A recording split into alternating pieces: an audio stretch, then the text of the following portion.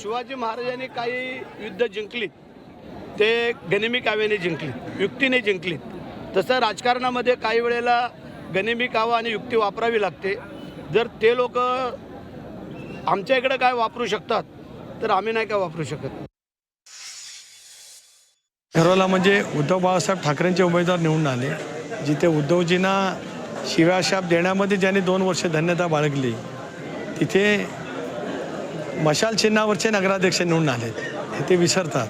आता काय चमत्कार त्यांनी केला म्हणजे पुन्हा घरमावशी मातोश्रीला त्यांची चालली काय, याकडे त्यांची पावलं वळतात की काय, हे त्या ठिकाणी अनुभवावं लागेल, तपासावं लागेल.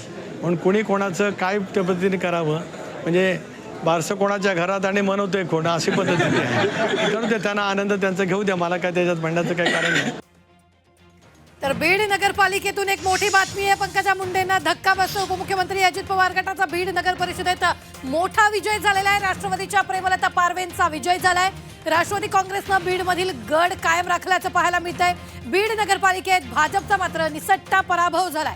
तर विद्यमान आमदार संदीप क्षीरसागर यांना देखील धक्का बसलेला आहे. क्षीरसागर यांच्या 35 वर्षाच्या सत्तेला सुरुंग लागलेला आहे. राष्ट्रवादीच्या प्रेमलता पारवेंचा विजय झालेला आहे. तर बीड नगर परिषदेतून ही मोठी बातमी. राष्ट्रवादीनं बीड मधील गड राखलेला आहे.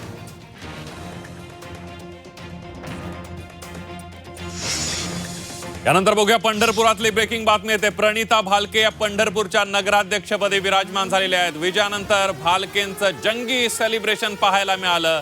आमदार भारत भालकेंच्या नातवानं दंड थोपटलेले आहेत. कारवर उभं राहून शौर्य भालके यांनी दंड थोपटल्याचं पाहायला मिळतं. एक मोठं सेलिब्रेशन आपल्याला पाहायला मिळत आहे. विजयानंतर भालके यांच्याकडून मोठा जल्लोष करण्यात आलेला आहे, मोठं सेलिब्रेशन करण्यात आलेलं आहे. पंढरपूरच्या नगराध्यक्षपदी प्रणिता भालके यांचा विजय झालेला आहे. त्या नगराध्यक्षपदी विराजमान झालेल्या आहेत आणि भालके गटाकडून एक मोठा जल्लोष साजरा करण्यात येतो.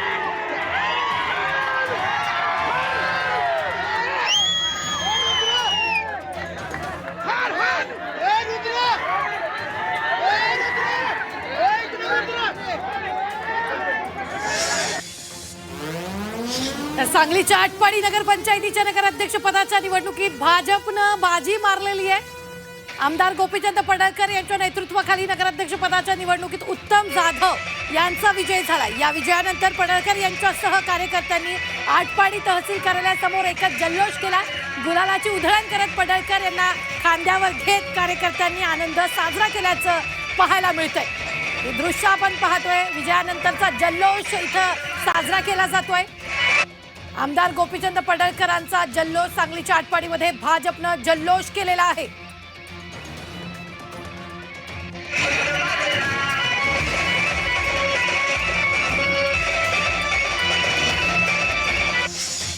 तर पुढची बातमी सांगलीमधलीच आहे. सांगली जिल्ह्यामध्ये अवघ्या राज्याचं लक्ष लागून राहिलेल्या राष्ट्रवादी काँग्रेस शरदचंद्र पवार पक्षाचे ज्येष्ठ नेते जयंत पाटील यांनी आपला बालेकिल्ला राखताना उरणईश्वरपूर नगर परिषदेमध्ये एक हाती सत्ता मिळवत विरोधकांना धोबीपछाड दिलेला आहे.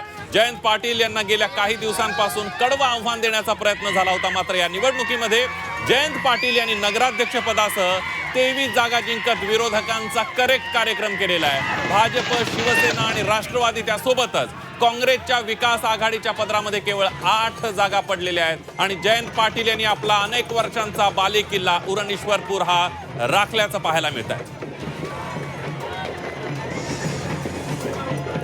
ग्राउंड लेवलला जे नेतृत्व खरोखर काम करतं, जे नेतृत्व घराघरात आणि तळागाळात पोचलेलं आहे, त्याच नेतृत्वाचा विजय असतो. ज्यांच्याकडे विजन आहे, ज्यांच्याकडे शहराची सुधारणा करण्याची ताकद आहे.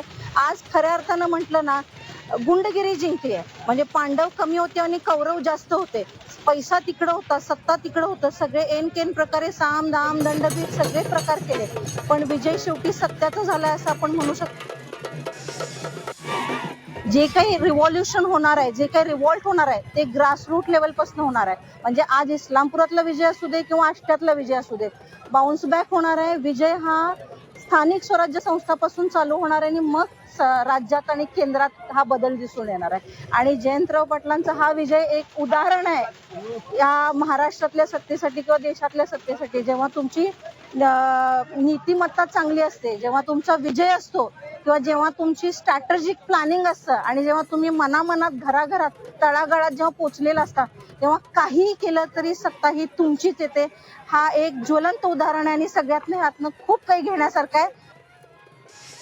आज जल्लोष म्हणजे जयंत पाटील साहेब व युवा नेते प्रतीकदादा यांच्या जल्लोष असा आहे की सर्व दुसरी दिवाळी इस्लामपुरात साजरी होत आहे की 9 वर्षानंतर नगरपालिकेला राष्ट्रवादी काँग्रेस पार्टीचा झेंडा हा जयंत पाटील साहेबांच्या और सर्व कार्यकर्ते इस्लामपूरचे यांच्यामुळे आज गुलाल लागलेला आहे.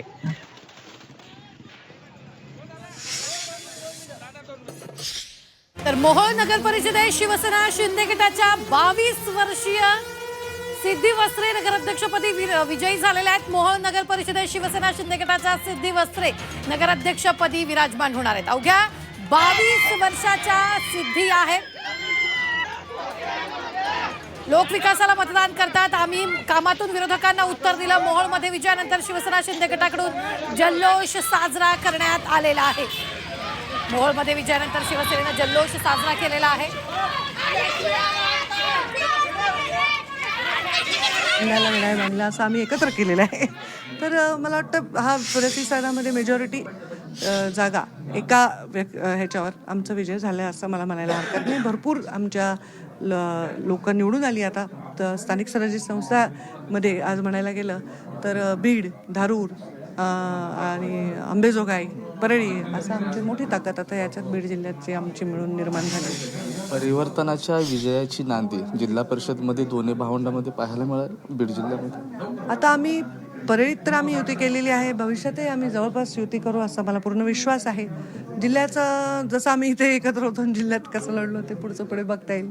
मग तिथल्या लोकल नेतृत्व काय रिस्पॉन्स करतील त्याच्यावर ठरवू.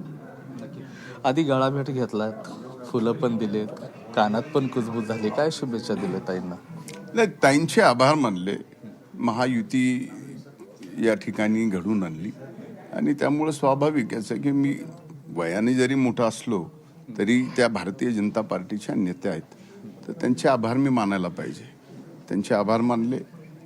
या ऐतिहासिक विजयामध्ये सर्वच कार्यकर्त्यांनी फार कष्ट घेतले. सर्वांनाच उमेदवारी मिळू शकली नाही. ज्यांना मिळाली नाही त्यांनी सुद्धा कष्ट घेतले. आता ह्या निवडणुका शेवटी आपल्या ताकदीच्या असतात. आपल्या कार्यकर्ता म्हणजे आपला सहकारी म्हणजे आपली ताकद आहे आणि त्या निवडणुकीमध्ये विजय मिळाल्यानंतर आपल्या विजयापेक्षा आनंद जास्त या निवडणुकीमध्ये आमच्या सरकारला होतो. ताईंना मला त्यामुळं पुन्हा एकदा या परळीने दाखवून दिलंय, ऐतिहासिक विजय मिळवून दिलाय. आणि मधल्या काळात जे परळीला बदनाम करायचा प्रयत्न करत होते, आम्हाला बदनाम करायचा प्रयत्न करत होते, ह्या सगळ्या गोष्टी ज्या चालल्या होत्या, आज परळीच्या मायबाप जनतेने अतिशय चोख उत्तर ज्यांनी बदनामी केली त्यांना दिलेलं आहे. परिवर्तनवादी विजय झाला. परिवर्तनवादी विजय कसं म्हणायचं? ज्या पद्धतीनं जे काही लोक जे विरोध करत होते, जातीवाद म्हणत होते, हा जात पात धर्म परळीत नाही हे सुस्पष्ट निकाल आज या ठिकाणी परळीतून. जात पात कसलाही नाही हा सुस्पष्ट विजय परळीमध्ये झाल्याचं मत जे आहे धनंजय मुंडे आणि मंत्री पंकजा मुंडे यांनी व्यक्त केलेलं आहे. कॅमेरा पर्सन तौफिकसह मी महेंद्र कुमार मुधोळकर, झी 24 तास, परळी, बीड.